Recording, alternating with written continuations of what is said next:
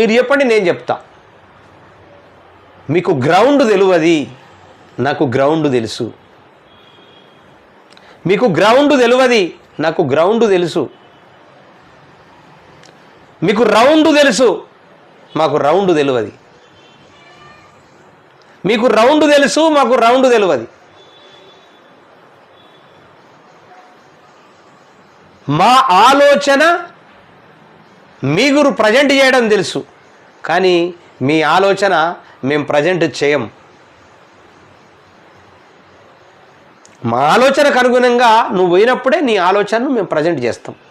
మా ఆలోచన అంటే ప్రజల ఆలోచన, నా ఆలోచన ఒక్కడు ఆలోచన కాదు.